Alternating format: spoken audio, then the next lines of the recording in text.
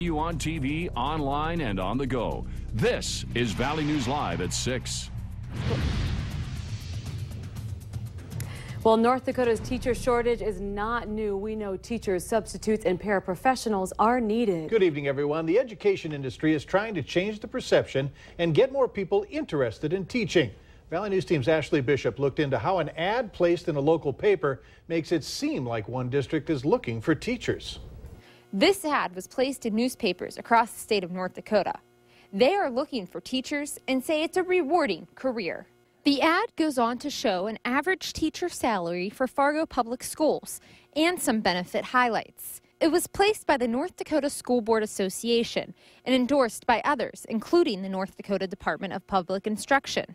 Some say this ad gives the impression that Fargo Public Schools is looking for teachers this year.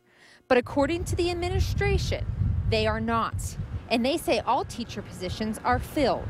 The North Dakota Council of Education Leaders have been attempting to track the number of teachers needed and explains this year was different when it came to hiring teachers. We've been dealing with this shortage for a number of years. However, what has happened this year is we've really run into this scenario where we have districts that have been posting for months with no applicants, and that continues to be the case. In a recent survey from the North Dakota Council of Education Leaders, 99 districts out of 183 reported there are still 88 teacher openings. The North Dakota Department of Public Instruction has a task force that is attempting to fix the shortage. The North Dakota School Board Association says the goal of the ad is to show young people that there is a need for teachers and that they could live comfortably. Try to change perceptions.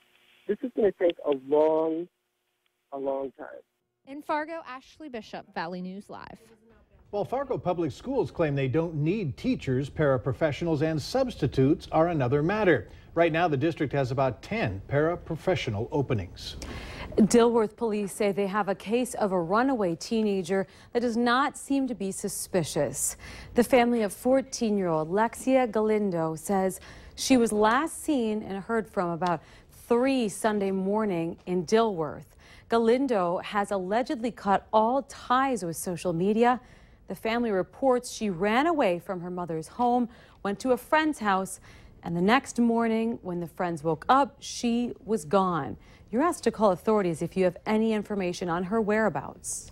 Looks pretty hazy out there, but I'd say a rather real nice start to the work week. Let's zero in on what we can expect tonight by going over to our chief meteorologist, Hutch Johnson. Hutch? Well, we're closing out the month of August, and as we head into September, we have a little bit of change to talk about, but for right now, we have clouds filling most of the valley and a few raindrops showing up on the radar. Temperatures are on the cool side, 75, Bemidji 80, Fargo. It's warmer down to the south. And cold front will continue to move off to the south and east slowly this evening. So temperatures here in Fargo-Moorhead will stay relatively stable, around 80 degrees through the early evening. I don't think we see any rain, but you may see a sprinkle in places like, well, Hawley, Dilworth, and Detroit Lakes this evening. Looks like hot weather returns, and we'll have that outlook for the holiday weekend ahead. Could be a little bumpy ride. I'll have details in a moment. All right, thanks. You bet.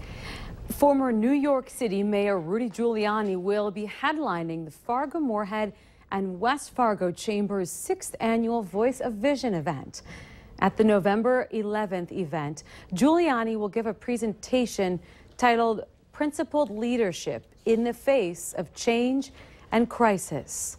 The focus is expected to be on lessons he learned leading New York City through the 9/11 terror attacks and how attendees can apply those lessons to their own lives.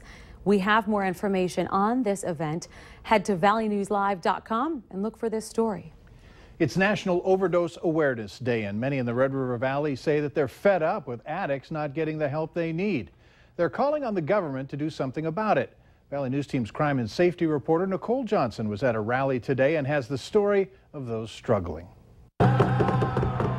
I was told by someone once, be the change you want to see in the world. Each person here has a different story, but hoping for the same change. These shoes are the shoes that our Joshie died in. A pair of shoes representing a walk of life in addiction ending in overdose. He says, Grandma, when I get older, I'm going to get married. I want to have lots of kids. and I'm going to be a fireman. Didn't happen.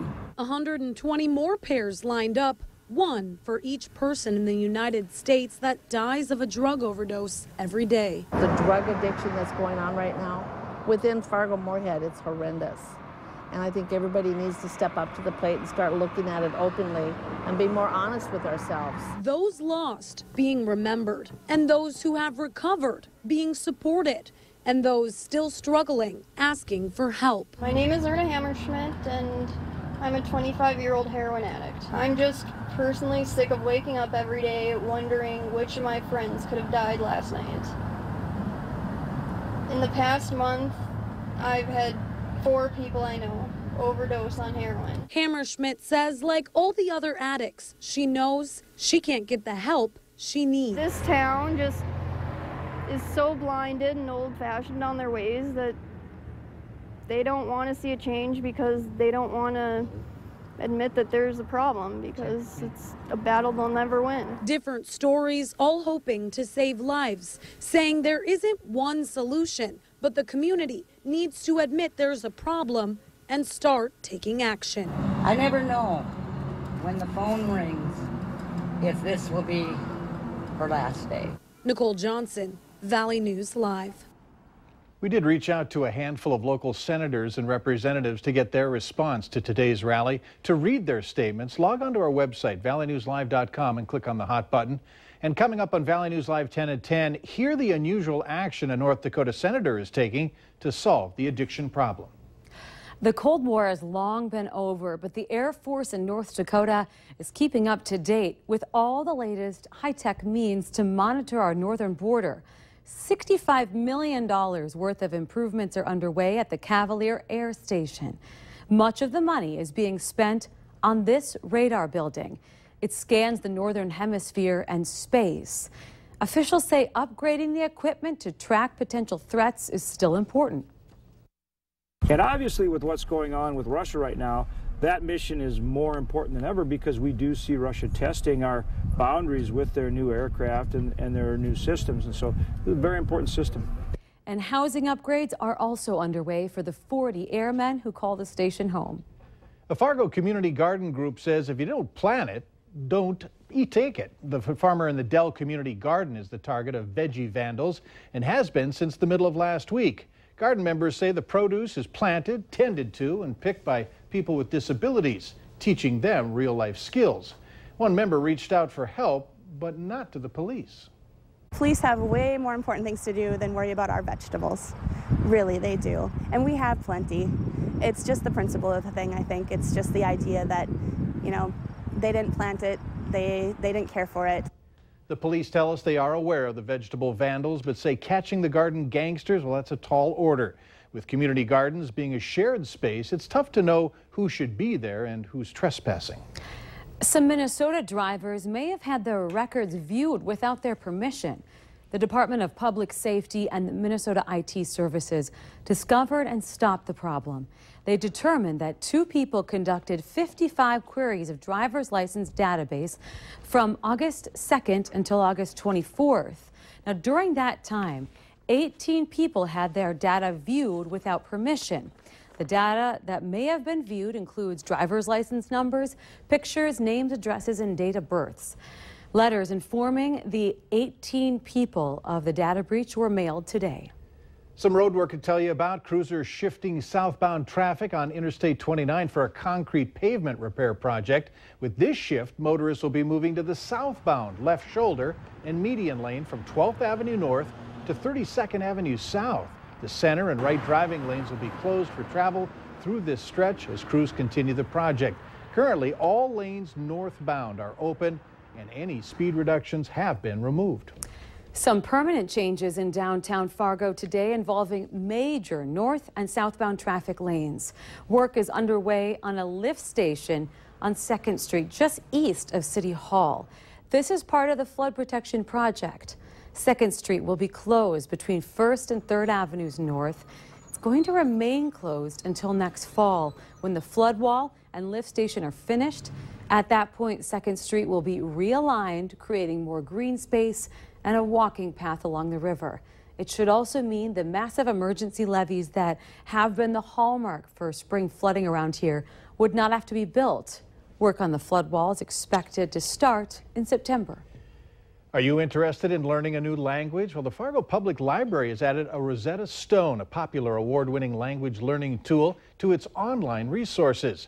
Rosetta Stone provides language building skills in 30 different languages.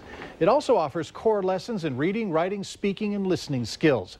Residents interested in learning a language should visit the Fargo Public Library's World Languages collection. Well, later on Valley News Live at 6, Beth Houle checks in on the health of Bison quarterback Carson Wentz's ankle.